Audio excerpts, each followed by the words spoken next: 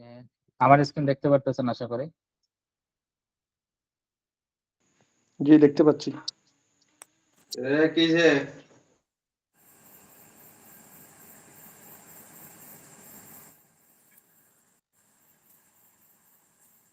আচ্ছা, আজকে যেহেতু মেম্বার কম, আস্তে আস্তে মেম্বার কমতে থাকবে। আহ, এটা বিষয় না, তো যারা থাকবেন তো তাদের জন্য হয়তো বা একটু ভালো কিছু হইতে পারে সামনের দিনগুলোতে।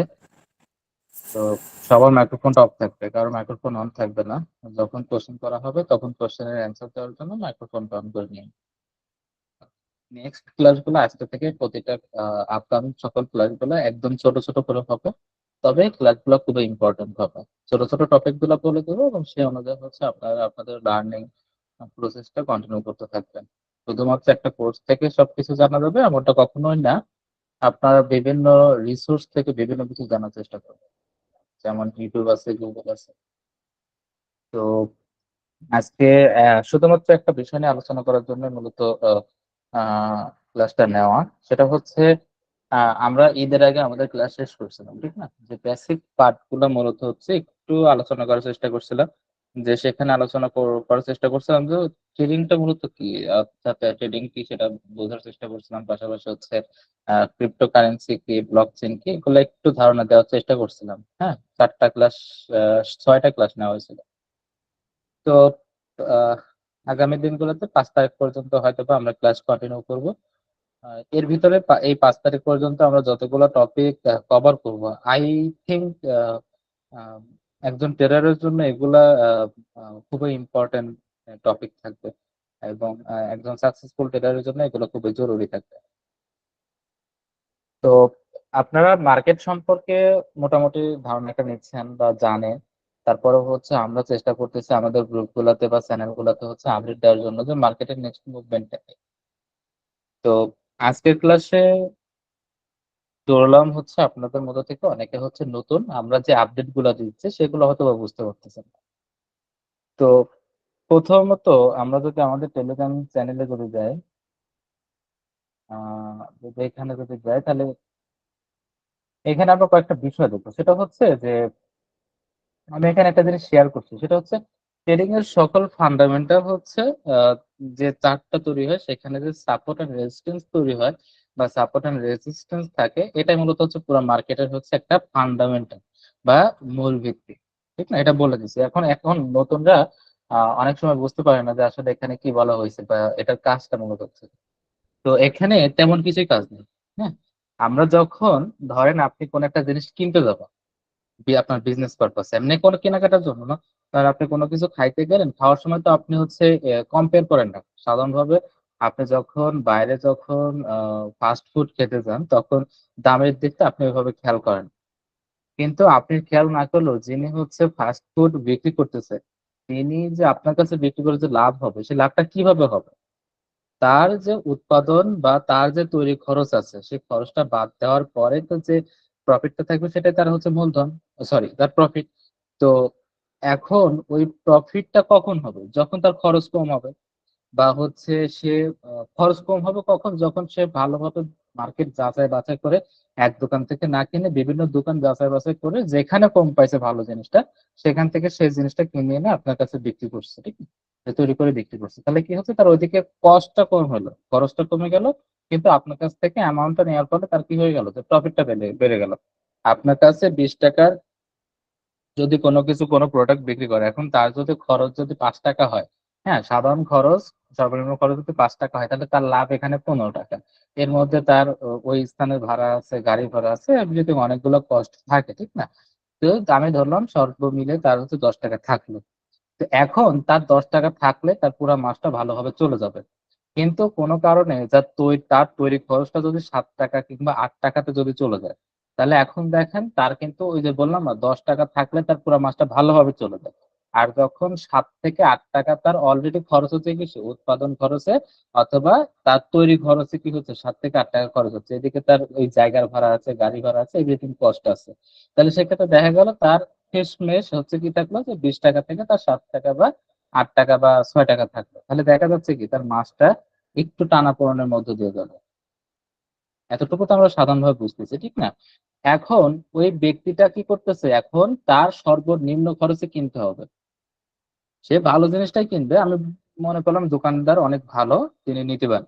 তো এখন তিনি সর্বনিম্ন দামে কি করবে, ভালো প্রোডাক্টটা কিনবে। তাহলে এখন তার 5 টাকার মধ্যে যাতে কি হয়, যে তার তৈরি খরচ বা উৎপাদন খরচ যাতে কভার হয়ে যায়, সেই বিষয়টা সে খেয়াল করবে। মানে কম দামে সে যত কিনতে পারবে, সে আপনার কাছে যে দামে বিক্রি করবে না কেন, সেখান থেকে তার প্রফিটটা হবে। সেই প্রফিটটা কি হবে, যে তার সারা মাসের যে খরচটা আছে বা তার সঞ্চয় যেটা আছে, সে ভালোভাবে সেটা কভার করতে পারবে, ঠিক না? তাহলে এখন সে যে কম দামে জিনিসটা কিনবে, কিভাবে কিনবে? তার কি করতে হবে, বিভিন্ন দোকানে ঘুরে ঘুরে ঘুরে ঘুরে দাম জিজ্ঞাসা করতে হবে এবং প্রোডাক্টটা যাচাই করতে হবে। যে সব দোকানে, আবার বিভিন্ন দোকানে দেখা যাবে যে আপনি একটা জিনিস কম দামে পাচ্ছেন কিন্তু প্রোডাক্টটা খারাপ। আবার আরেক দোকানে যাচ্ছেন যেখানে প্রোডাক্টটা ভালো কিন্তু দামটাও অনেক বেশি। কিন্তু আরেকটা দোকানে যাচ্ছেন যেখানে প্রোডাক্ট ভালো কিন্তু দামটা তুলনামূলক কম। তাহলে আপনি এই যে একটা কি করলেন, একটা রিসার্চ করলেন। হ্যাঁ, আপনি ঘুরে ঘুরে ঘুরে ঘুরে বিভিন্ন জায়গাতে রিসার্চ করলেন, আরেকজনকে ফোন দিয়ে জিজ্ঞাসা করলেন যে ওখানে বাজার কেমন, এখানে বাজার কেমন। বিভিন্ন জায়গাতে জানার পরে সে কি করলো, যে যেখানে সর্বনিম্ন মূল্যে সর্বোত্তম প্রোডাক্টটা আছে, সে সেখান থেকে সেই প্রোডাক্টটা কিনে ফেললো। তাহলে এই যে তার একটা রিসার্চ হলো, তার সবকিছু যে কভার হলো, সব কভার করে যে সর্বনিম্ন দামে কিনলো, সেই জিনিসটাই মূলত হচ্ছে এখানে আমাদের টেলিগ্রাম চ্যানেলে মূলত বলা হয়েছে যে ট্রেডিং বা বিজনেসের ফান্ডামেন্টালটা মূলত হচ্ছে সাপোর্ট এন্ড রেজিস্ট্যান্স। তাহলে এখন এটার মধ্যে সাপোর্ট এন্ড রেজিস্ট্যান্স মানে বোঝা যায়, সাপোর্ট মানে হচ্ছে জিনিসটা কিনতে হবে। সাপোর্ট সবসময় মনে রাখবেন, সাপোর্ট যেখানে আছে সেই জায়গাতে আপনার কি করতে হবে, একটা জিনিস আপনি কিনবেন। কারণ কেন কিনবেন? কারণ ওই সাপোর্ট যে জায়গাটা আছে, ওই সাপোর্ট জায়গাতে কি হচ্ছে, বাজার বারবার সেখানে আসতেছে। বারবার সেখানে আসার পর কি হচ্ছে, সেখান থেকে ওই সাপোর্টের জায়গা থেকে মার্কেট পুনরায় আবার আপ হয়ে যাচ্ছে। তাহলে আপনি ধরতে পারেন যে সাপোর্ট লেভেলটা হচ্ছে কি, যে দোকানদারের সর্বনিম্ন দামে সর্বোত্তম প্রোডাক্টটা কিনে ফেলা। এবং রেসিস্টেন্স, রেসিস্টেন্স মানে যেখানে বিক্রি করতে হবে, অর্থাৎ আপনার কাছে 20 টাকায় বিক্রি করা, মানে সে সবসময় 20 টাকাতেই বিক্রি করবে। তার যে প্রফিট মার্জিনটা আছে কত টাকা, 10 টাকা, অর্থাৎ তার সব মিলায় তার হচ্ছে আপনার প্রফিট থাকবে হচ্ছে 10 টাকা। এখন সে 5 টাকাতে কিনবে কখন, তার উৎপাদন খরচ বা তৈরি খরচ যখন 5 টাকার মধ্যে সীমাবদ্ধ থাকবে, তখন তার 10 টাকা প্রফিট মার্জিন থাকবে। তো এখন 10 টাকা প্রফিট মার্জিন তখনই থাকে যখন 5 টাকার মধ্যে কভার করতেছি। তাহলে এখন ওই 5 টাকা কিন্তু ঘুরে ফিরে তার আসতে হবে। আদারওয়াইজ সে যখনই 5 টাকা থেকে একটু উপরে চলে যাবে, যখন 5 টাকা থেকে একটু উপরে চলে যাবে, তখন তাকে তার ওই যে প্রফিট মার্জিন 10 টাকা, আর 10 টাকা থাকবে না। তখন হয়তো বা 8 টাকা অথবা 9 টাকায় চলে আসবে। তাহলে তার 10 টাকা যদি পুরো মাস ভালোভাবে চলতো, তাহলে 7 টাকা 8 টাকায় বা 9 টাকায় তার পুরো মাসটা ভালোভাবে চলবে না। বুঝাতে পারছি? তো আপনি যে জায়গাতে বিক্রি করতেছেন সেটা হচ্ছে রেজিস্ট্যান্স, অর্থাৎ বারবার ওই জায়গাতে যাচ্ছে। বারবার কোথায় যাচ্ছে, যেখানে আপনাকে আপনার কাছে বিক্রি করা হচ্ছে। কত মূল্যে বিক্রি করা হচ্ছে, 20 টাকা। 20 টাকার উপরে কিন্তু বিক্রি করা হচ্ছে। এবং কিনা কিনা হচ্ছে বা উৎপাদন খরচ বা তৈরি খরচ কত টাকার মধ্যে সীমাবদ্ধ থাকতেছে, সেটা হচ্ছে 5 টাকার মধ্যে সীমাবদ্ধ থাকতেছে। তাহলে ওই 5 টাকাকে আপনি মনে করতে পারেন এজ এ সাপোর্ট লাইন হিসেবে, অর্থাৎ ওই প্রাইসে আপনি কিনবেন। দাম কিন্তু অন্যান্য জায়গায় বিভিন্ন ধরনের আছে, কিন্তু আপনি 5 টাকার মধ্যে সবকিছু কভার করে ফেলতেছেন। কারণ সেক্ষেত্রে আপনার কি থাকতেছে, প্রফিট মার্জিনটা মোটামুটি কভার থাকতেছে বা ভালো থাকতেছে। তো আমরা মূলত হচ্ছে কি করি, আমরা মূলত হচ্ছে বিভিন্ন টোকেন, আপনি ধরেন ফাস্ট ফুডের যে কোনো প্রোডাক্ট আপনি কিনলেন সেটা বাদ দিলাম, আপনি ক্রিপ্টো মার্কেটে আছেন। ক্রিপ্টো মার্কেট হচ্ছে আপনার ডিজিটাল একটা জায়গা, যেখানে আপনি বিভিন্ন ধরনের মুদ্রা কিনতে পারবেন। অর্থাৎ আপনি ধরেন এখন স্কোয়ার কোম্পানিতে ইনভেস্ট করবেন। এখন স্কোয়ার কোম্পানির শেয়ার কেনাটা অনেক জটিল বিষয়। ঢাকা স্টক এক্সচেঞ্জ অথবা চট্টগ্রাম স্টক এক্সচেঞ্জে গিয়ে আপনার কি করতে হবে, সেক্ষেত্রে আপনার শেয়ার কিনতে হবে, ইনভেস্ট করা, বিভিন্ন কোম্পানিতে ইনভেস্ট করা। তো এখন সেখানে ইনভেস্ট করাটা কিন্তু অনেকটা জটিল। হুম, আপনি সেখানে কোনো কিছু বুঝতে পারতেছেন না। ওখানে আমি যদি আপনাকে যদি একটু যদি দেখাই, যে ঢাকা এক্সচেঞ্জ যদি দেখাই, ঢাকা এক্সচেঞ্জ যদি দেখাই, তাহলে ঢাকা এক্সচেঞ্জের ক্ষেত্রে আপনি এই ওয়েবসাইটে গেলে আপনি তেমন কিছু বুঝতে পারবেন না। হ্যাঁ, এই যে এখানে যা কিছু হচ্ছে, এই যে হাবিজাবি হাবিজাবি অনেক কিছু আছে না, ইস্যু আনচেঞ্জ, তারপরে ইস্যু ডিক্লাইন, তারপরে হচ্ছে ইস্যু অ্যাডভার্ট, এগুলা এজ এ সাধারণ কোনো ব্যক্তির পক্ষে বোঝাটা অনেক ডিফিকাল্ট। হ্যাঁ, আমি আপনাকে সারাদিন বোঝাতে পারবো না, বা আপনিও সারাদিন বুঝে নিতে পারবেন। হ্যাঁ, এই মার্কেটে কিছুই বুঝতে পারবেন না, আপনি এখানে কি করবেন? আমি যখন প্রথম ঢাকা স্টক এক্সচেঞ্জ এবং চট্টগ্রাম স্টক এক্সচেঞ্জ বা বিভিন্ন স্টক এক্সচেঞ্জারে যখন গেছি, তখন আমার কাছে এই যে তাদের যে ফর্মুলাটা, তাদের যে অ্যালগোরিদম গুলো আছে, সেগুলো এতটাই জটিল, যেগুলো হচ্ছে সহজে কি করা যায় না। যে সব এখন আপনি বলতে পারেন যে অনেকদিন ধরে শিখলে হবে, কিন্তু একটা জিনিস দেখেন, আপনার এই মার্কেটে অনেক ধরনের ট্রেডিং প্ল্যাটফর্ম আছে। হ্যাঁ, সেখানে অর্থাৎ ইনভেস্টমেন্ট প্ল্যাটফর্ম আছে। এখন আপনি কোন প্ল্যাটফর্মটা বেশি বাছাই করবেন আগে, যেটা আপনার বোঝাটা অনেক ইজি হয়। হ্যাঁ, অর্থাৎ আপনি যেটা খুব সহজে বুঝতে পারতেছেন, যেটাতে আপনি সব থেকে ভালো পারফর্ম করতে পারতেছেন, সেটাকে তো চুজ করবেন। এখন আপনি এই মার্কেটটা বলছেন, হ্যাঁ, আমি এদিকে ধরেন হচ্ছে আপনাকে কুকয়েন নিয়ে গেলাম, কুকয়েনে নিয়ে গেলাম। তো কুকয়েন এক্সচেঞ্জারে আমি নিয়ে গেলাম। কুকয়েন একটা প্ল্যাটফর্ম, আপনি এখান থেকে বিভিন্ন কোম্পানির শেয়ার কিনতেছেন, যেমন স্কোয়ার আছে, বিভিন্ন কোম্পানির শেয়ার আছে। আমি এখান থেকে ধরেন সার্চ করে কোথায়, এখানে মেবি সার্চ করে, তো আমি ধরেন এখানে সার্চ করলাম, ধরেন হচ্ছে স্কোয়ার।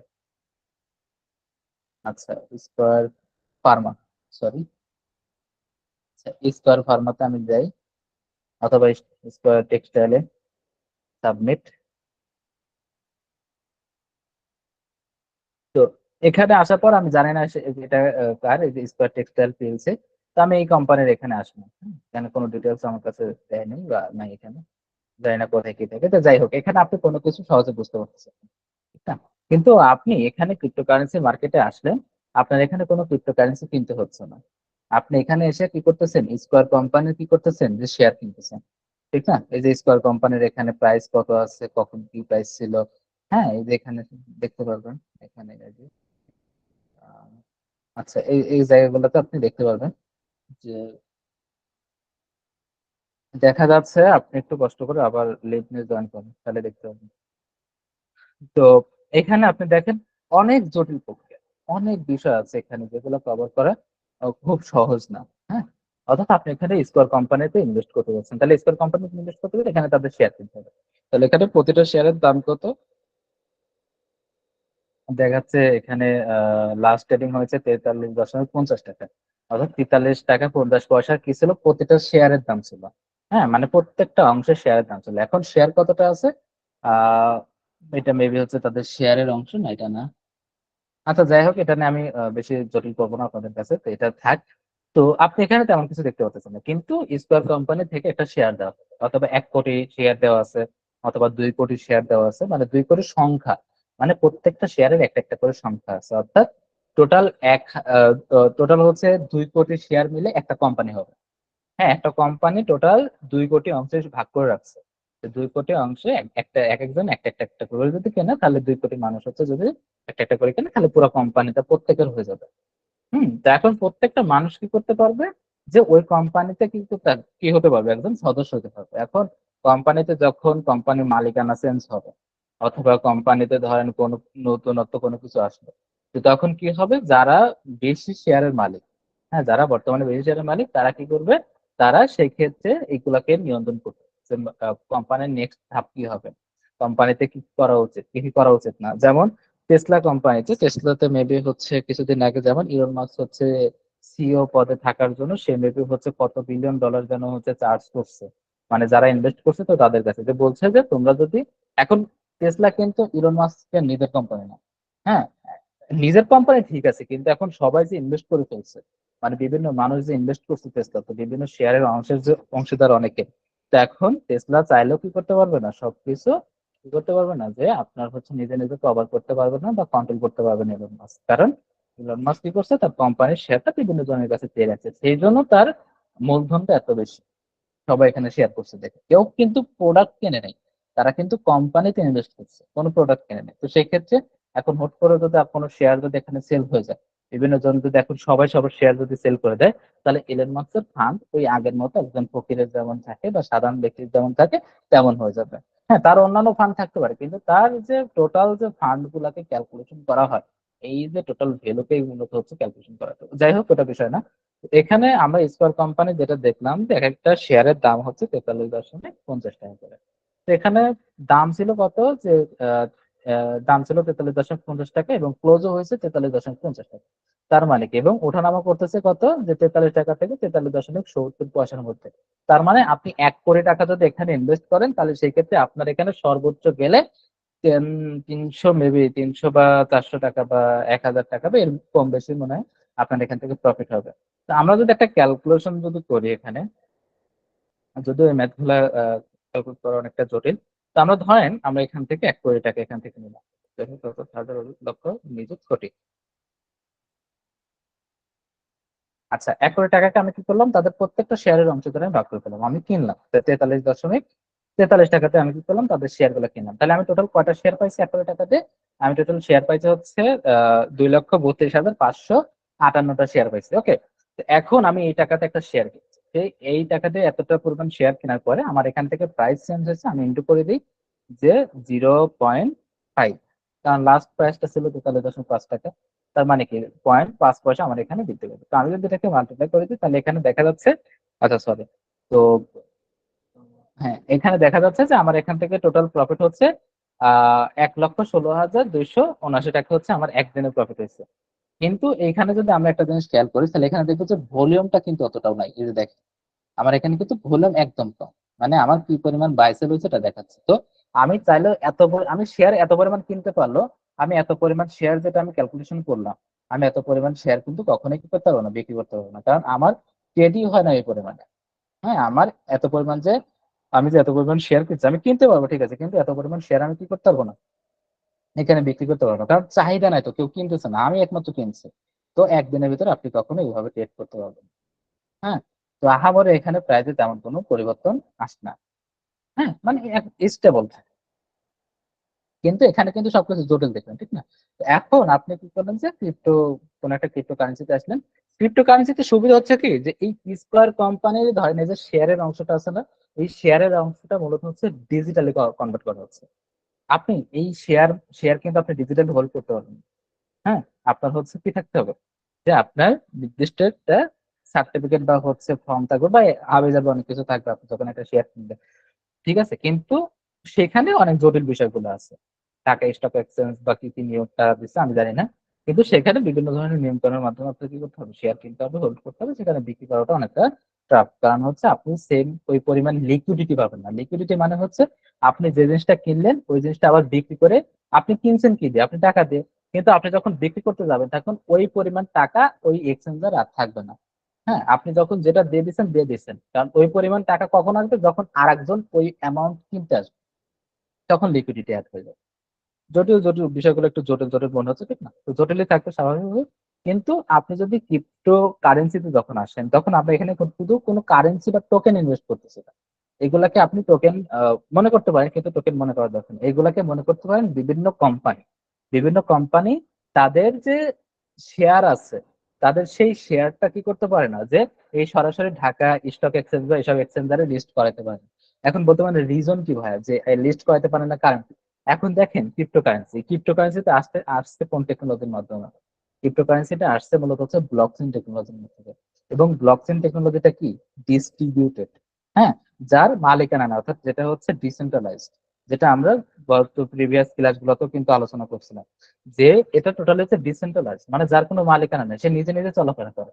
তাহলে যে জিনিসটার কোনো মালিকানা নাই, যে জিনিসের কোনো মালিক নাই, যে টেকনোলজির কোনো তত্ত্বাবধান করার মতো কোনো মালিক পক্ষ নাই, তাহলে সেই জিনিসটা একটা গভর্নমেন্টের ইস্যু করা বা একটা দেশের আহ, আহ, নিজস্ব প্ল্যাটফর্ম গুলোতে কিভাবে লিস্টেড হবে? কোনো ওয়ে আছে আপনার কাছে, কোনো ওয়ে আছে যার কোনো মালিকানা নাই, সে কি হুট করে এসে দেশের কোথাও কোন এক্সচেঞ্জারে গিয়ে লিস্ট হতে পারবে? না, কোথাও গিয়ে লিস্ট হতে পারবে না।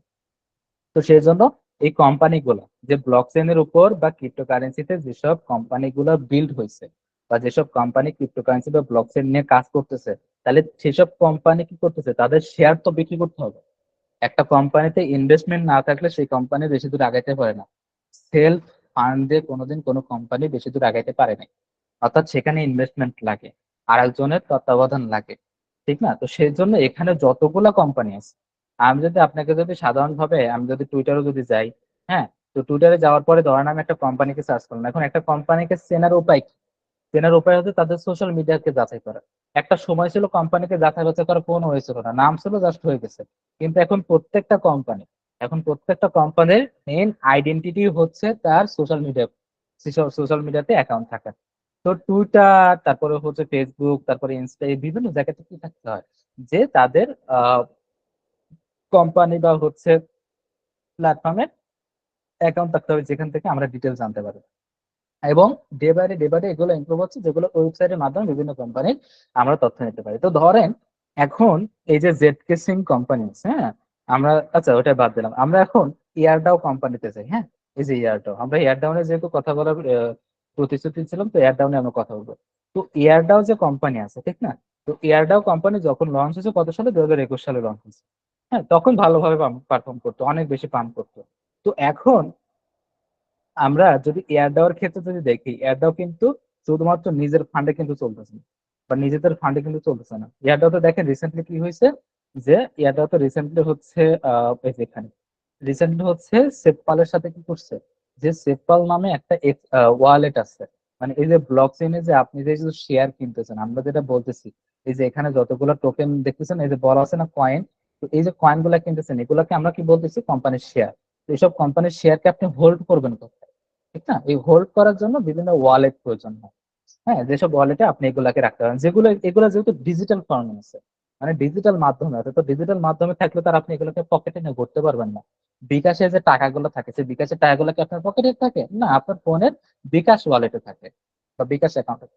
এরকম ভাবে এয়ারডাও কোম্পানি যেহেতু কিসের উপর কাজ করতেছে, এয়ারডাও কোম্পানি যেহেতু আপনার যে কমিউনিটি গভর্ন লেয়ার 1 ব্লকচেন এর উপরে কাজ করতেছে। আমরা লেয়ার 1, লেয়ার 2, লেয়ার 0 এইগুলো নিয়ে আস্তে আস্তে আস্তে ডিটেলসে জানবো ধাপে ধাপে। তো তারপরে যেহেতু ব্লকচেনের উপরে কোম্পানি কাজ করতেছে, তাহলে এই যেহেতু ব্লকচেনের উপরে কাজ করতেছে, বিধায় তার কি থাকবে, যে তার কোম্পানির একটা শেয়ার থাকবে।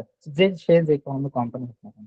যেমন হচ্ছে টেটভট লিমিটেড এর কোম্পানির শেয়ারের জন্য আমরা কি করলাম, যে আমাদের টোকেন রিলিজ করা শুরু করতেছি, বা শুরু করা হয়েছে অলরেডি। যেটা হচ্ছে প্রথমে হচ্ছে আপনার ট্রন চেইনের উপর লিস্ট করানো হয়েছে রিসেন্টলি।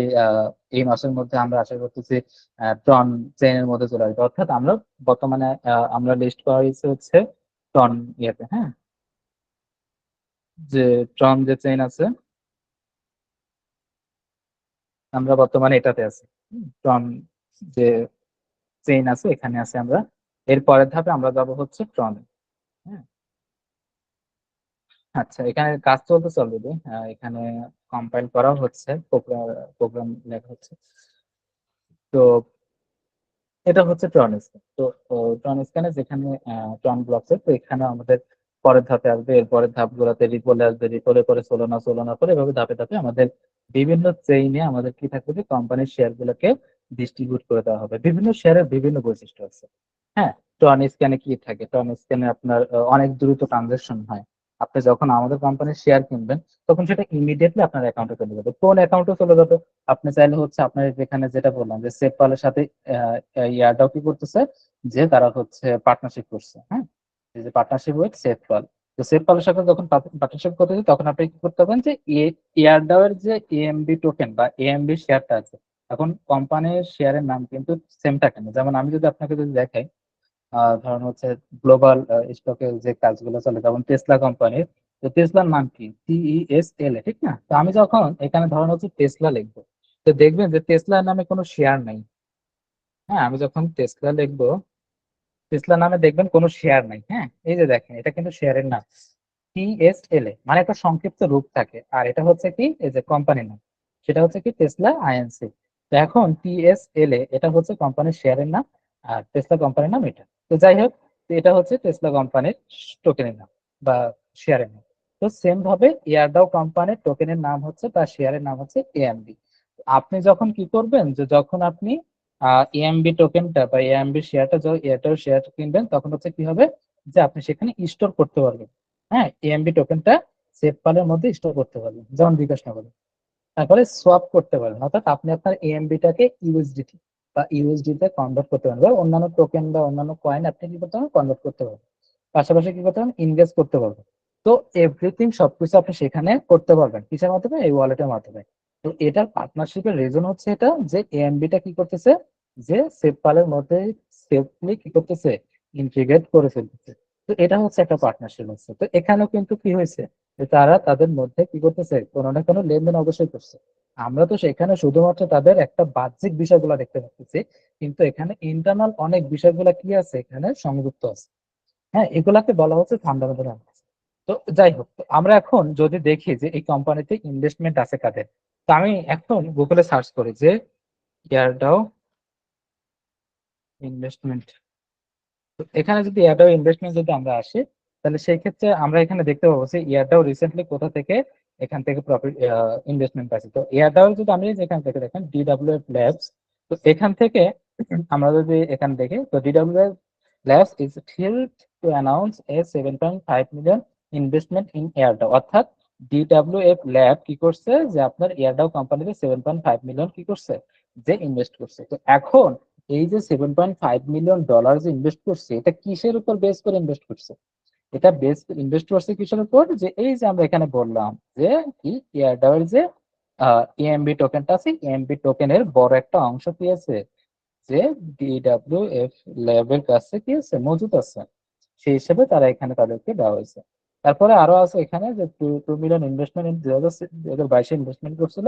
পাশাপাশি হচ্ছে এখানে ডিটেলস বলা আছে, সেগুলো আপনারা দেখতে পারেন। এই যে এখানে ডিটেলস বলা আছে 1.5 billion EMB loan over 3 years link to this investment. অর্থাৎ এখানে আপনি যখন ইনভেস্ট করতে যাচ্ছেন, ধরেন আমি এএমবি কে বললাম যে এএমবি আমি তোমার কোম্পানিতে ইনভেস্ট করতে চাই, বলবে যে কত টাকা ইনভেস্ট করতে চাই, আমি বললাম যে 1 কোটি টাকা ইনভেস্ট করতে চাই, তখন সে আমাকে বলবে যে তুমি কোম্পানিতে ইনভেস্ট করলে আর কোম্পানির 10% 10% শেয়ার আমরা তোমাকে দিয়ে দেবো।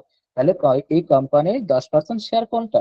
10% শেয়ার হচ্ছে এই যে এএমবি টোকেনটা আছে না, এএমবি টোকেনের যে টোটাল সাপ্লাই আছে, মানে কতটা এএমবি মার্কেটে সাস্টেন করতেছে বা মার্কেটে আছে, সেই টোটাল অ্যামাউন্টের ভিতর থেকে 10% আমাকে কি করে দেবে, তারা আমাকে আমার অ্যাকাউন্টে সেন্ড করে দেবে। মানে ওটার মালিক আমি, আমার যখন হচ্ছে আমি সেখানে সেল করতে পারবো। কিন্তু সেখানে ক্রাইটেরিয়া থাকে যে আমি কত বছরের জন্য লক করে রাখবো, আমার 1 কোটি টাকা কত বছরের জন্য লক করে রাখবো, সেটা হচ্ছে সেখানে উল্লেখ করে দিতে হবে। তো এটাই মূলত হচ্ছে কি একটা কোম্পানির টোটাল হচ্ছে একটা ফান্ডামেন্টাল হিসেবে থাকে, যে আপনি এখানে যতগুলো কোম্পানিতে ইনভেস্ট করতেছেন, সেই সকল কোম্পানি গুলোর ছোট ছোট নামগুলো এখানে আছে। অর্থাৎ আপনি এই এক্সচেঞ্জার গুলোর মাধ্যমে আপনি কি করতেছেন, যে বিভিন্ন কোম্পানির শেয়ার এখানে কিনতেছেন। ঠিক আছে, তো আমি এখানে ধরেন সার্চ করবো, এই যে সার্চে আসলাম, এএমবি তে আমি সার্চ করবো। তো এএমবি আমার সার্চ করার পরে যে দেখেন এখানে কিন্তু চলে আসছে। আপনি এএমবি কিসের মাধ্যমে কিনবেন, বিটিসি তে কিনবেন নাকি ইউএসডিটি তে কিনবেন? তো আমরা যেটা বলছিলাম গত ক্লাসগুলোতে, তো আমরা ইউএসডিটি দিয়ে কিনবো। কারণ কি, ইউএসডিটি টা হচ্ছে কি, ইউএসডি কি আপনার হচ্ছে আহ এটাকে কি বলে জানো, আচ্ছা 1:1 আকারে হচ্ছে কি করা, এটাকে লিস্ট করানো। অর্থাৎ $1 ইউএসডি সমান সমান $1 ইউএসডিটি। ইউএসডিটি হচ্ছে মূলত হচ্ছে ব্লক চেইন বেসড ডলার। হ্যাঁ, তো সেক্ষেত্রে আপনি ইএমবি কিসের মাধ্যমে কিনবেন, ইউএসডি। কারণ আপনি আমাদের কাছ থেকে আপনি এখন এখানে লেনদেন করবেন কিসের মাধ্যমে, বাংলাদেশি টাকাতে লেনদেন করতে পারবেন না, আপনি কি করতে হবে, আপনার ডলার দিয়ে করতে হবে। এখন ডলার কি, এখন এই ব্লক চেইন কি সাধারণ ডলার সাপোর্ট করে, সাধারণ টাকা সাপোর্ট করে না, এটা আমাদের সাধারণ বিষয়। যেটা হচ্ছে আমরা ব্লকচেন টেকনোলজি কাজ করতেছি, তার মানে কি ব্লকচেন টেকনোলজিতে কখনো ফিয়াট কারেন্সি বা কাগজের টাকা চলবে না, ডিজিটাল টাকা চলবে। এখন বলতে পারেন যে ভাই ডলার তো হচ্ছে পেপাল বা হচ্ছে পিওনিয়ারের মাধ্যমে তো আমরা লেনদেন করতে হয়। ভাই ওটা হচ্ছে আপনার কি বলে ওটাকে, ওটা আপনার ফিয়াট কারেন্সি থাকে, ওটা তো কখনো ডিজিটাল কারেন্সি হয় না। হ্যাঁ, ওটা সবসময় ফিয়াট কারেন্সি থাকে। আপনাকে আপনি যে নাম্বারটা আপনি দেখতে পারতেছেন আপনার পেপালে বা পিওনিয়ারে, ওটা জাস্ট অ্যাজ এ নাম্বার, আর কিছু না। আপনি যখন পেপাল থেকে আরেকটা পেপালে যখন পাঠাচ্ছেন, এখানে চুক্তি করা আছে যে আমার অ্যাকাউন্ট থেকে যখন 10টা পেপাল নাম্বার যাবে, তার মানে কি যে অ্যাকাউন্টে যাবে সেই অ্যাকাউন্টে $10 তুলে দেবে। অর্থাৎ 10 নাম্বার মানে $10। ঠিক আছে, এইভাবে মিন করানো হয়। কিন্তু ব্লক চেইনে কি হয়, আপনি যে এই যে এখানে যেটা আমি যদি এখন যদি দেখাই, ধরেন এখানে আসলাম, তো এই যে ধরেন ইউএসডিটি, তো আপনার অ্যাকাউন্টে যখন ইউএসডি টু ইউএসডিটি, এই যে এখন আমি দুইটা নিয়েছি, ঠিক না, একটা হচ্ছে ইউএসডিটি নিলাম, আর একটা এই পাশে নিচ্ছে হচ্ছে ইউএসডি। তো এই যে ইউএসডিটা আমার পেপালে থাকে বা পিওনিয়ারে থাকে, এগুলো আমার সম্মত সবগুলা কি, যে আপনার পেপার কারেন্সি। হ্যাঁ, অর্থাৎ কাগজের মুদ্রা। এবং এই কাগজের মধ্যে কিভাবে থাকে, যে নাম্বার হিসেবে থাকে। কিন্তু এই যে ইউএসডিটা আছে, কিন্তু এই ইউএসডিটা কোনো পেপার মানে, এলজিটা কোনো নাম্বার না। ঠিক আছে, 1 2 3 4 এটা কোনো নাম্বার না। আপনার কাছে যে একটা এই এক সংখ্যাটা আছে, এই এক সংখ্যা মানে আপনি টোটাল এই একের মালিক। কিন্তু আপনি যখন এই একটাকে কি করতেছেন, আপনি যখন এই যে ইউএসডিটা, এটা দেখেন ইউএসডি আর এটা হচ্ছে ইউএসডিটি।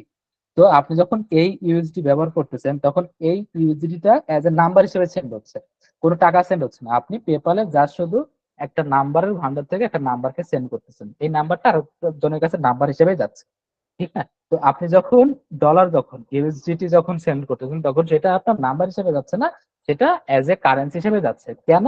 কারণ এটা পুরাটাই তৈরি হয়েছে মূলত ব্লকচেন টেকনোলজির মাধ্যমে। তো এমন ভাবে তৈরি করা হয়েছে যে এর এর ফর্মটাই মূলত এটা, এখানে যে নাম্বারটা শো করবে এটা অ্যাজ একটা প্রোডাক্টের সংখ্যা হিসেবে কাউন্ট হচ্ছে, এটা সাধারণ কোনো নাম্বার হিসেবে সংখ্যা কাউন্ট হচ্ছে না। তো আপনি পেপাল পেয়নের বা বিকাশ নগদে যেটা দেখতে পাচ্ছেন, এগুলো সবগুলোতে নাম্বার।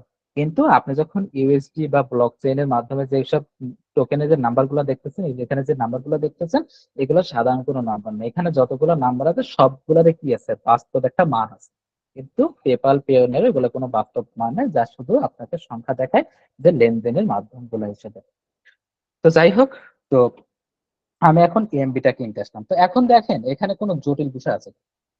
আপনি সবকিছু অ্যানালাইসিস করলেন যে এয়ারটাও কোম্পানিটা ভালো, এয়ারটাও কোম্পানিতে কন্টিনিউয়াসলি এখানে কি হচ্ছে, যে ইনভেস্টমেন্ট আসতেছে, কন্টিনিউয়াসলি কাজ করতেছে, বিভিন্ন ধরনের আপডেট আনতেছে, তার মানে কি কোম্পানিটার ভ্যালু অবশ্যই বাড়বে, ঠিক না?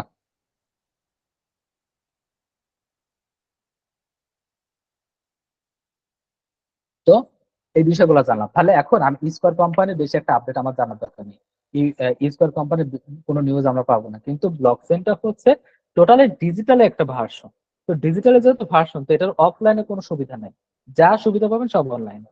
তার মানে কি এর নিউজ বলেন, আপডেট বলেন, সবকিছু অনলাইনে পাবেন। তাহলে অনলাইনের মাধ্যমে কিন্তু আপনার একদম রিসোর্স কিন্তু আপনার হাতের কাছে, যে আপনি বিভিন্ন কোম্পানিতে ইনভেস্ট করেছেন, ব্লক চেইনে ইনভেস্ট করাটা অনেকটা মাস মাস বেটার। রিজন হচ্ছে, অনেক রিজন আছে, হ্যাঁ, কারণ এটা আর্লি স্টেজে আছে। ব্লকচেন টেকনোলজিটা সামনের দিনের ইকোনমিকের ভবিষ্যৎ, বা সামনের দিনের বিজনেসের ভবিষ্যৎ। তো এটা আস্তে আস্তে ডেভেলপ হতেই থাকবে। এখন বলতে পারেন যে কি হয় ডেভেলপ, দেখেন আপনার পৃথিবীতে এমন কোনো টেকনোলজি আসে নাই যেগুলো হচ্ছে রাতারাতি বা একদিনে বা 2 দিনে হচ্ছে মিলিয়ন মিলিয়ন ইউজার গেইন করে ফেলছে। কোনোটাই পাবেন আপনি যদি ফরেক্স ট্রেডিং বলেন, এগুলো তো কোনো ট্রেডিং না, যা শুধু গেম, অথবা আপনি গ্যাম্বলিং বলতে পারেন। কিন্তু ওইগুলা কিন্তু রাতারাতি কিন্তু হয় না, ওইগুলা কিন্তু day by day, day by day, day by day, আস্তে আস্তে আস্তে আস্তে এগুলো জেনারেট হয়েছে। কিন্তু ক্রিপ্টোকারেন্সি বা ব্লকচেন টেকনোলজি, ওখানে ট্রেডিং সুবিধাটা থাকলেও এটাকে আপনি ট্রেডিং নাও বলতে পারেন, এটাকে আপনি বিজনেসই বলতে পারেন, কারণ এখানে আপনি কোনো নাম্বার ট্রেড করতেছেন, অর্থাৎ আপনি কোনো নাম্বারের প্রেডিকশন করতেছেন না। আপনি আপনার নিজস্ব সম্পদকে আপনি সেখানে বিক্রি করতেছেন। হ্যাঁ, আপনি এটাই দেখেন না কে, আপনি কি ডিডাব্লিউএফ এর থেকেও অনেক বেশি ধনী? ডিডাব্লিউএফ হচ্ছে এই জগতে, এই অনলাইন জগতের মধ্যে টপ যদি কোনো ইনভেস্টমেন্ট প্ল্যাটফর্ম থাকে, অর্থাৎ যাদের ফান্ড হিউজ পরিমাণ, তো তারা হচ্ছে তাদের ওই লিস্টে সর্বপ্রথম। এখন তারা কি যে কোনো জায়গায় ইনভেস্ট করবে? গ্যাম্বলিং, দেখেন ইনভেস্টররা কোনোদিন গ্যাম্বলিং প্ল্যাটফর্ম গুলোতে ইনভেস্ট করে, হ্যাঁ, কারণ যে কোনো সময় লিগেল কোনো অ্যাট্রাকশনে চলে যাবে, মামলা খাবে এবং সব চলে যাবে। কিন্তু এসব কোম্পানিগুলো এখানে ইনভেস্ট করতেছে কারণ এগুলোর ভবিষ্যৎ আছে। তো ডিডাব্লিউএফ কি হুট করে আসছে না, এরা প্রিভিয়াসলি অনেক অনেক জায়গাতে ইনভেস্ট করে আসছে, অনেক জায়গাতে তারা কি করে আসছে, কন্টিনিউয়াসলি কাজ করে আসতেছে, এখানে এসে তারা কি করতেছে, ইনভেস্ট করতেছে। তো তারা যদি এখানে ইনভেস্ট করতে পারে, এখন তারা দেখেন তারা ইনভেস্ট করছে, এখন তাদের কাছে কিন্তু টোকেনও আছে, কত টোকেন আছে সেটাও কিন্তু বলে দিচ্ছে। তো এত ডলার কিভাবে পাইছে, এত টোকেন কিভাবে পাইছে, এতটা এমবি কেন পাইছে? কারণ তারা এখানে ইনভেস্ট করছে কত ডলার, এখানে দেখেন যেটা দেখালাম কিছুক্ষণ আগে, এটা হচ্ছে 7.5 বিলিয়ন ডলার। হ্যাঁ, তো এই যে ইনভেস্ট করে রাখতেছে, ইনভেস্টমেন্ট হচ্ছে, এটা day by day, day by day হচ্ছে। আপনি যদি,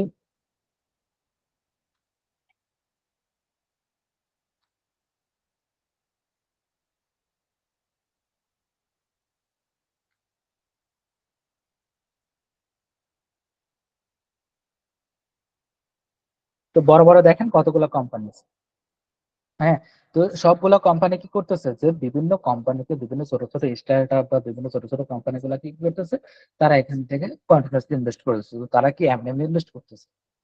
এটার ভবিষ্যৎ আছে দেখে তো করতেছে। পৃথিবীর প্রত্যেকটা দেশের ব্যাংক গুলা কি করতেছে, ব্লকচেন ইনভেস্ট করতেছে, ব্লকচেনের মাধ্যমে তারা তাদের ইনভেস্টমেন্টকে সিকিউর করতেছে, বিভিন্ন জায়গাতে ইনভেস্ট করতেছে। এখন ব্লকচেন কন্টিনিউসলি কি করতেছে, যে মানুষের সকল অসুবিধাকে সুবিধায় পরিণত করার জন্য কাজ করতেছে। আপনি দেখেন যে ই ভোটিং সিস্টেমের কথা যদি বললেন, হ্যাঁ, ই ভোটিং সিস্টেম হচ্ছে ব্লকচেনের মাধ্যমে একটা ভোটিং সিস্টেম।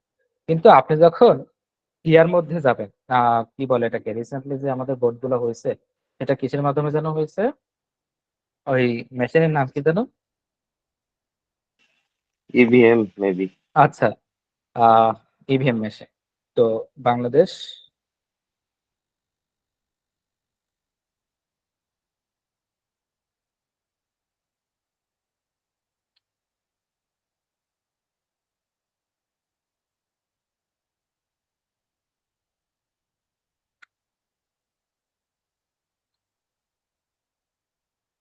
আচ্ছা, তো বাংলাদেশ টোটাল ইভিএম মেশিনের পথে এতে কি পরিমাণ ইনভেস্ট করছে? 1.5 লাখ ইভিএম সিন্স 2018 সাল থেকে বাংলাদেশ 1.5 লাখ ইভিএম মেশিন কি করছে দেখেছি। এখন আমরা যদি এখানে যদি কষ্টটা যদি দেখি, এই যে এত করে অর্থাৎ প্রায় 8,711 কোটি টাকা কি করছে, যে 2 লাখ ইভিএম মেশিন কিন্তু খরচ করছে, ঠিক না? কিন্তু আপনি যদি ব্লক চেনের যে ই ভোটিং সিস্টেমটাকে যদি ইউজ করা শুরু করেন, তো ব্লক চেনের ই ভোটিং সিস্টেমটা যদি ইউজ করেন, তাহলে সেক্ষেত্রে হাইয়েস্ট গেলে আপনার এখানে 2 কোটি টাকা, 2 কোটি থেকে 3 কোটি টাকা খরচ হবে। সর্বোচ্চ গেলে 2 কোটি থেকে 3 কোটি টাকা শুধুমাত্র এই দিকে খরচ হবে।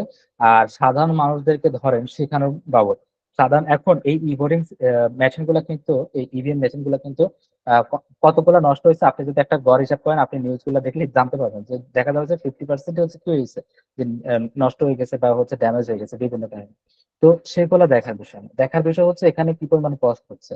দেখেন, এক ইভিএম মেশিন সবাই ইউজ করতে পারে না।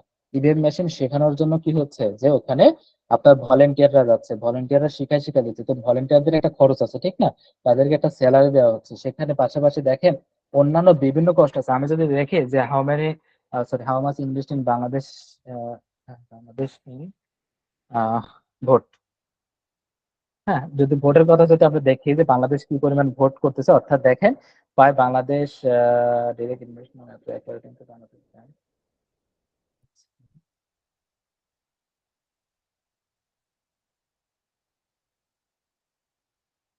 আচ্ছা, যাই হোক, একটা হিউজ পরিমাণে অ্যামাউন্ট কি করছে, যে এই যে প্রচারণা বা ভোটিং সিস্টেম বা হচ্ছে এই যে কেন্দ্রগুলোতে যে খরচগুলো আছে, হিউজ পরিমাণে একটা অ্যামাউন্টের এখানে কি আছে যে খরচ করছে।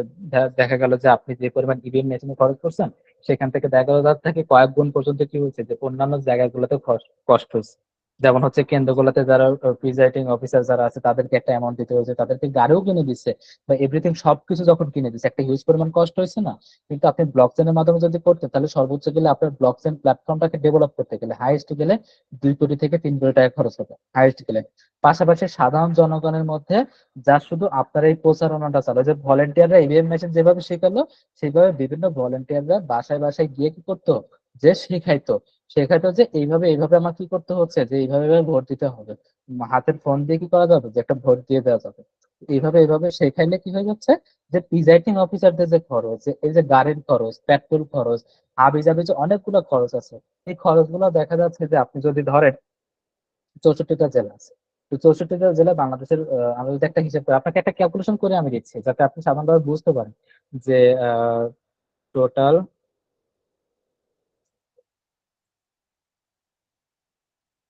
ভিলেজ যদি বাংলাদেশ আমরা যদি দেখি, তাহলে বাংলাদেশে টোটাল ভিলেজ আছে কয়টা, যে 87,000 ভিলেজ।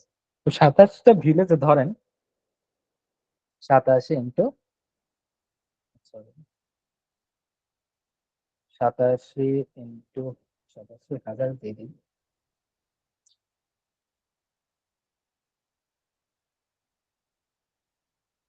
87,000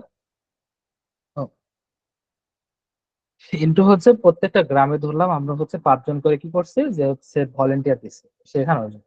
তাহলে টোটাল ভলেন্টিয়ারের সংখ্যা হয়েছে আপনার এই পরিমাণ। হ্যাঁ, তো একটা গ্রামে আমরা ধরলাম যে সর্বোচ্চ গেলে 2 দিন পরিমাণ সময় লাগবে। তাহলে আমরা এই করলাম কি, যে তাদেরকে 2 দ্বারা গুণ করবো। যদি তাদেরকে যদি 2 দ্বারা যদি গুণ করি, তাহলে টোটাল নাম্বার আসতেছে হচ্ছে 8,70,000।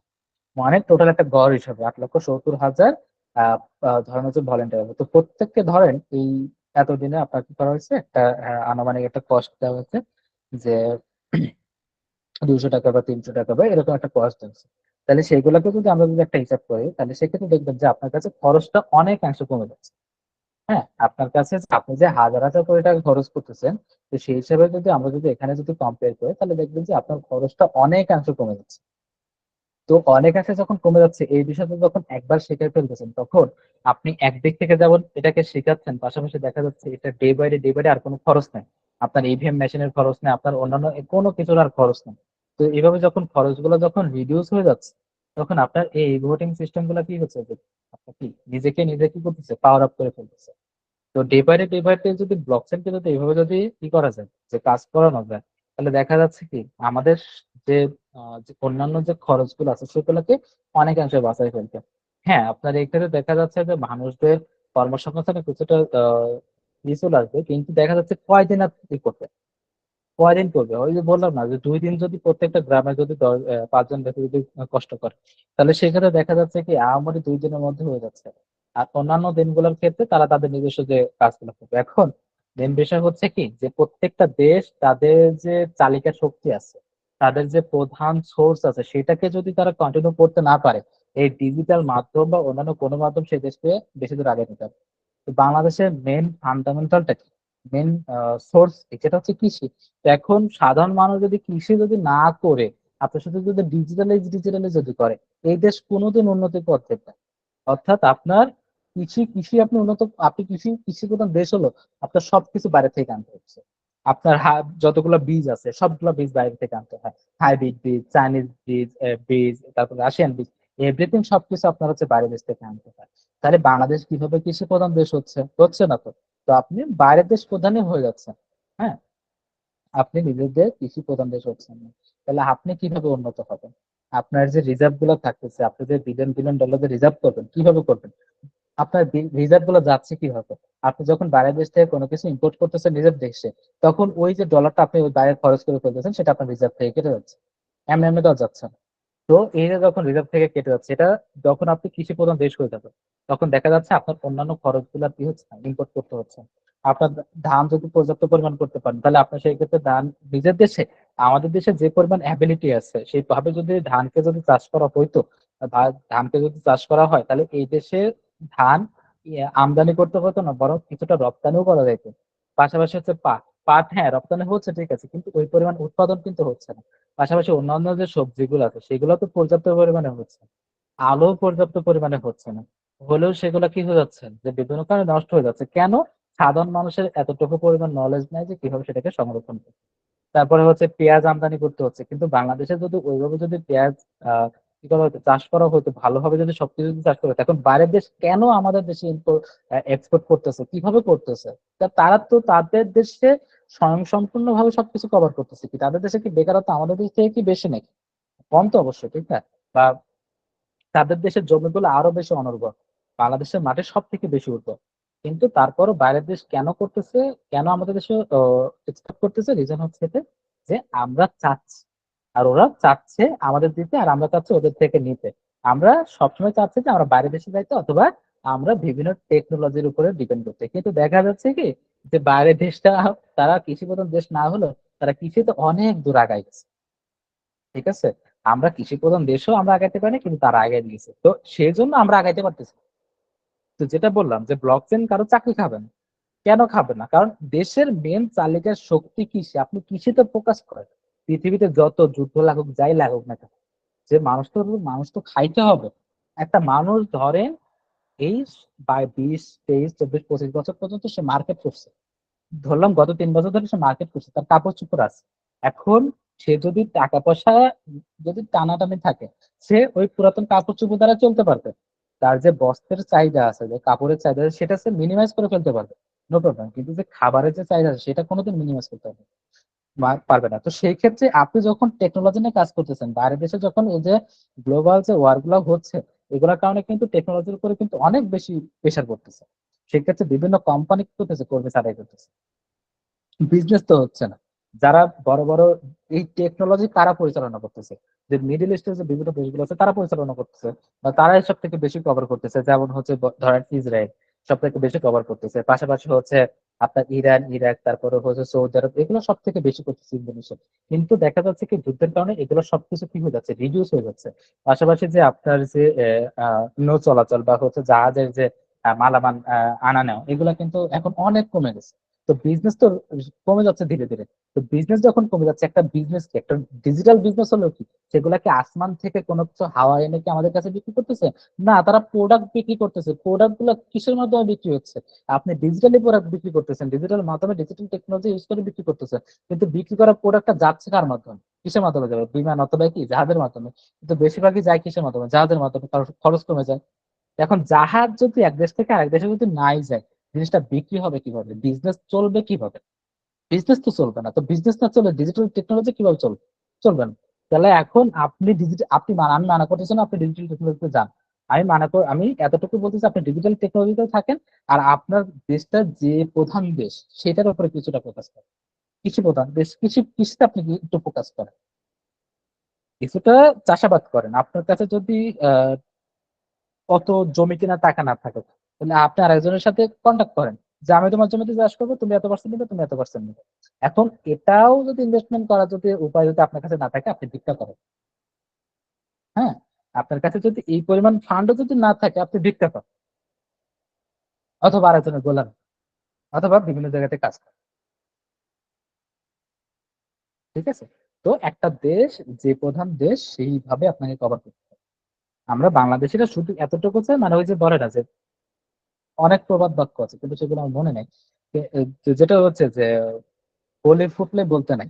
হ্যাঁ, আমরা বাংলাদেশের হুট করে যেটা দেখতেছি আমরা সেটার উপরে চলে যাচ্ছে, যে না আমার এটা করতে হবে, আমি এখানে সাকসেস পাবো। কিন্তু দিন শেষে দেখা যাবে শেষ সেখানে যাচ্ছে। কারণ কি, আমরা তৈরি হয়েছি কিভাবে? আমরা কি তাদের দেশের আলো বাতাসের মতো তৈরি হয়েছি যে তাদের মতো আমরা হইতে পারবো? না, আমরা হয়েছি কিসের মধ্যে? আমরা হয়েছি বাংলাদেশের এনভায়রনমেন্টের মধ্যে হয়েছি। বাংলাদেশের পরিবেশ যেমন, বাংলাদেশে আমরা ওইভাবে গড়ে উঠবো। এখন বলতে পারেন যে মানুষ তো অভিন্ন না, সরি মানুষ তো ভিন্ন না, মানুষ তো অভিন্ন। না, এটা সম্পূর্ণটা আলাদা। আপনি আপনার চেহারা দেখেন, আফ্রিকান মানুষের চেহারা দেখেন, উগান্ডার চেহারা দেখেন, আপনি সৌদি আরবের চেহারা দেখেন, বিভিন্ন দেশের বিভিন্ন জায়গার চেহারাটা দেখেন। তো কেন তারা মানুষ হলে তাদের চেহারা কেন আপনার মতো হলো না? কেন তাদের গায়ের রং আলাদা হলো? কারণ পরিবেশের উপর ডিপেন্ড করে। তারপর আরেকটা উদাহরণ যদি দিই, তাহলে যেটা হচ্ছে আপনি যখন একটা বাঘকে বা সিংহকে যখন আপনি একদম ছোট কাল থেকে যদি আপনি আপনার নিজের বাসায় যদি কি করেন, তাকে লালন পালন করেন, তাহলে সেক্ষেত্রে দেখবেন যে সেই বাঘটা হিংস্র হবে। ঠিক আছে, সে হিংস্র হবে না, কিন্তু তার বাবা মা অর্থাৎ সিংহ বা সিংহী যখন জঙ্গলে ছিল, তো ওই মুহূর্তে কিন্তু তার বাবা মা অর্থাৎ সিংহ আর সিংহী তখন কি হয়েছে, যে যে তারা কিন্তু হিংস্র ছিল, তারা শিকারী করতো, কিন্তু তাদের যে সন্তানটা যেটা হচ্ছে মানুষের বাসায় এসে ছোট থেকে একদম বড় পর্যন্ত বড় হয়েছে, সে কিন্তু ওই পরিমাণ কি করতে পারবে না, সে কিন্তু ওই পরিমাণ ওই হিংস্রতা দেখাতে পারবে না। সে একদম কি হয়ে যাবে, আহ নুয়ে যাবে বা হচ্ছে একদম ঠান্ডা থাকবে সবসময়। কারণ কি, সে সেই পরিবেশের না। তো আপনি যেই পরিবেশে জন্ম হয়েছেন, আপনি সেই পরিবেশের কি থাকবেন, তাতে আপনি গড়ে উঠবেন। তো আমরা সবসময় চাচ্ছি যে আমরা ব্লকচেন আসলে এটা হয়ে যাবে, তারপর হচ্ছে ডিজিটাল টেকনোলজি আসলে এটা হয়ে যাবে, এটা হয়ে যাবে, কিন্তু কোনো কিছু হবে না, শুধুমাত্র আমাদের মধ্যে একটা ভয় চলে আসতেছে, যার জন্য আমরা এগুলোকে কভার করতে পারছি। তো ট্রেডিংটাও সেম জিনিস, ট্রেডিংটাও সেম বিষয়। তো আপনার ব্লকচেনটা ডে বাই ডে ইমপ্রুভ হবে, ডে বাই ডে মানুষের সুবিধায় আসবে, ডে বাই ডে মানুষের কষ্টকে লাঘব করবে। ঠিক আছে, মানুষের কষ্টকে লাঘব করবে, কিন্তু এটা ডে বাই ডে ইমপ্রুভ হবে। সেজন্য পৃথিবীর প্রত্যেকটা দেশের ব্যাংক, প্রত্যেকটা দেশের বড় বড় কোম্পানিগুলো কি করতেছে, যে বিভিন্ন ব্লকচেন বেসড কোম্পানিতে ইনভেস্ট করতেছে। হ্যাঁ, তো আমরা যখন ইনভেস্ট করবো আমাদের কাছে আমি যেটা বলতেছি, যে আমার কাছে মনে হলো যে এয়ারডাও কোম্পানিটা ভালো। হ্যাঁ, আমি মনে করলাম যে এয়ারডাও কোম্পানিটা অনেকাংশে ভালো, কারণ তাদের আপডেট ভালো। তারা কন্টিনিউসলি কাজ করে যাচ্ছে, ব্লকচেনে কোনো কিছু একটা সলভ করতে চাচ্ছে, তারা তারা মানুষের জীবনকে উন্নত করতে যাচ্ছে। এটা তো স্বাভাবিক বিষয়, যে কোম্পানিটা ডে বাই ডে ইমপ্রুভ করতেছে, যেখানে হিউজ হিউজ মানুষ আসতেছে, সেই কোম্পানিটা অবশ্যই কি করবে, সামনের দিকে ইমপ্রুভ করবে। তো কোম্পানি ইমপ্রুভ করলে কোম্পানির শেয়ারের দাম বাড়বে, কোম্পানির শেয়ারের দাম বাড়লে কি হয়ে যাবে, কোম্পানি আরো উন্নত হবে, আরো ইনভেস্টমেন্ট আসবে, আরো মানুষ এটার প্রতি ফোকাস দিবে, আরো বাড়বে। ঠিক না? তো সেম ভাবে আমি বললাম যে এয়ারডাওয়ার এএমবি টোকেনটা অনেক ভালো, এতটুকু বলবো। তাহলে এখন আমি এটা কিনবো, আমি আপনাকে বললাম স্কোয়ার, তাহলে আপনি ঢাকা স্টক এক্সচেঞ্জে গেলেন কিনতে, কিন্তু হুট করে গিয়ে দেখলেন যে না, ঘোরার ডিম কিছু বুঝতেছি। আমি যেটা বললাম যে আপনি একদিনে এটা বুঝতে পারবেন না। আপনার একটু সময় লাগবে একজন অভিজ্ঞ ব্যক্তির কাছে গিয়ে সবকিছু ডিটেলসে কভার করতে। কিন্তু আপনি এইখানে আসলেন যা শুধু আপনার কাছে মনে হলো যে আপনার এই জিনিসটা কি, যে কোম্পানির যে টোকেনটা আছে বা যে প্রোডাক্টটা আছে, সেটা আমরা কি করবো, যে কিনে ফেলবো। কিভাবে কিনবো, যে এখানে বিভিন্ন, তো এই ট্রেডিং এর সুবিধা হচ্ছে কি, সাপোর্ট এন্ড রেজিস্ট্যান্স। সাপোর্ট মানে কি, যে যেই জায়গা থেকে পূর্বে অন্যান্য ট্রেডাররা কি করছে, যে কিনছে, যেখানে আগ্রহ প্রকাশ করছে, যেখানে কিনছে। মূলত অ্যানালাইসিস দুই প্রকার থাকে। আচ্ছা, এক মিনিট।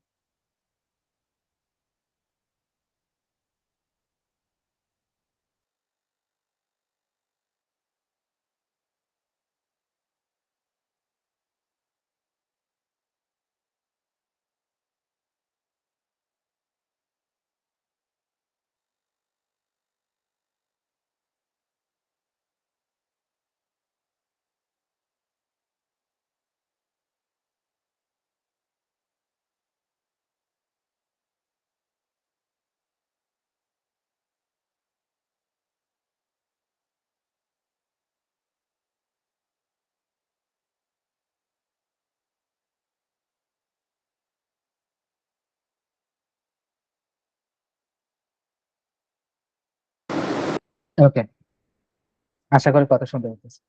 তো যেটা বলতেছিলাম যে অ্যানালাইসিস বা আপনি যখন একটা জিনিস কিনবেন, সেই জিনিস কেনার ক্ষেত্রে আপনার দুইটা জিনিস ফলো করতে হবে। আপনি স্টক এক্সচেঞ্জে এসে কোনো কিছু আপনি এখানে ফলো করার প্রয়োজন নেই। আপনার কাছে মনে হয় যে ভালো, আপনি সেই ক্ষেত্রে এখানে কিনতে পারবেন, নো প্রবলেম। কিন্তু আপনি যখন ট্রেডিং করবেন বা কোনো বিজনেস করবেন, তখন আপনার এটা দেখতে হবে যে এই গত কয়েকদিনের মধ্যে কত কত প্রাইসে মার্কেট চলাফেরা করছে, মানে কোথায় কোথায় ট্রেডাররা কিনছে। তো এই সব মার্কেটে দুইটা দুইটা মেন বিষয় থাকে। আপনি যখন একটা কোনো টোকেন বা কোনো কোম্পানি শেয়ার কিনবেন, তখন দুইটা জিনিস খেয়াল করতে হয়। একটা হচ্ছে ফান্ডামেন্টাল অ্যানালাইসিস।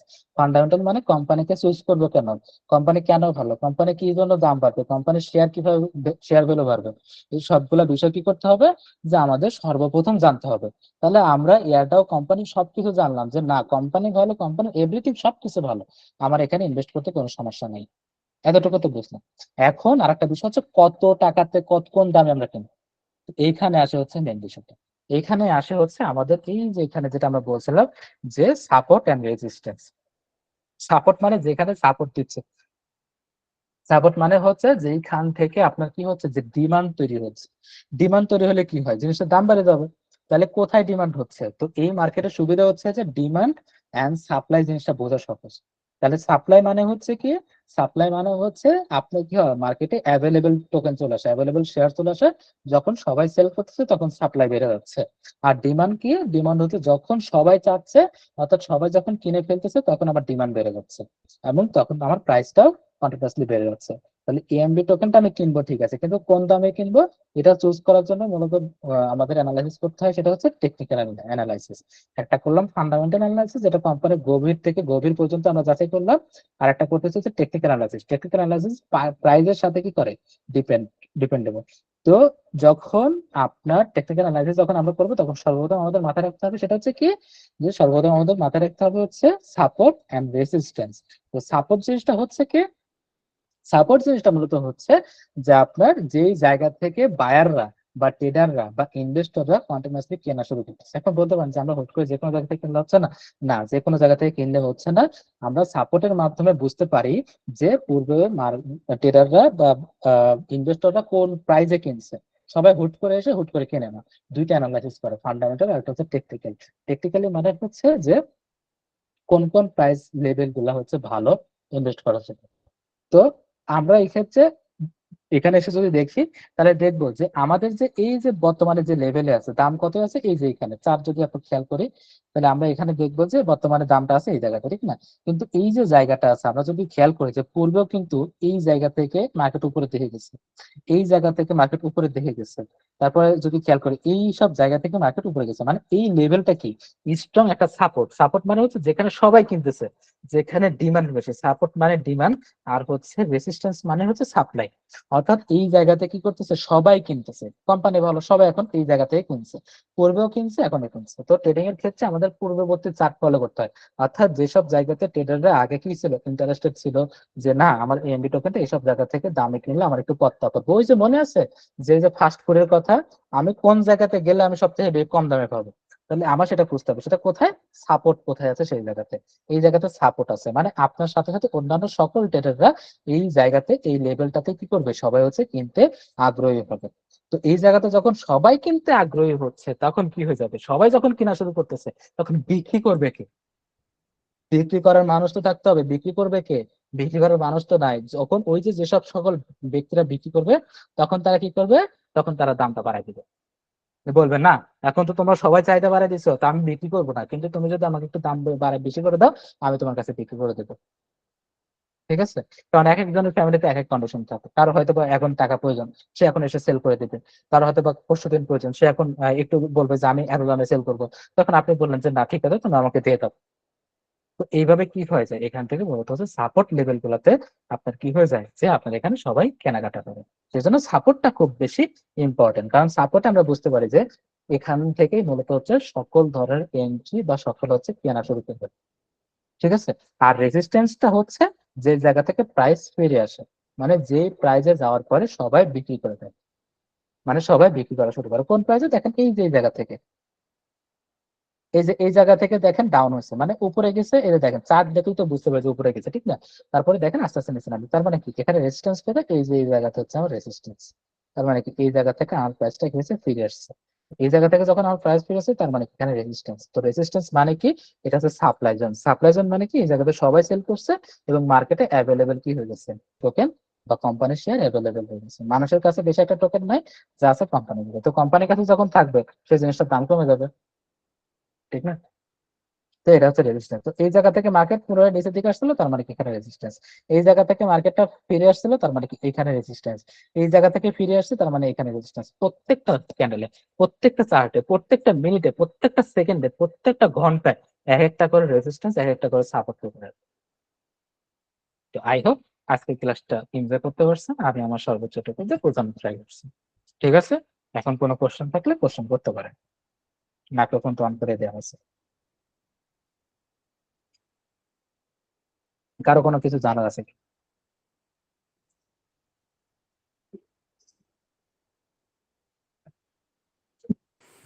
সালাম আলাইকুম। সালাম আমাদের আলাইকুম। আমাদের এই ক্লাসগুলোর কি রেকর্ড থাকবে? হ্যাঁ, রেকর্ড করা আছে ইনশাআল্লাহ। ইনশাআল্লাহ। যতটুকু বোঝানো হয়েছে আজকে ক্লাসে টোটালটা কভার কেন, টোটালটা বুঝতে পারছেন? আসসালামু আলাইকুম। ওয়ালাইকুম আসসালাম। স্যার আমরা ওই পারছি। রেজিস্ট্যান্স দেখার সময় আমরা কি ডেইলি চার্ট দেখবো নাকি মান্থলি চার্ট ডাবল দেখবো? সাউন্ড হচ্ছে। হ্যাঁ, আপনার ইচ্ছা, আপনি ওটা তো এখনো শুরু করি না। আমরা যখন আস্তে আস্তে গভীরে যাব তখন আমরা দেখবো যে কোনটা আমরা আমাদের জন্য বেশি সুইটেবল হবে। Thank you sir.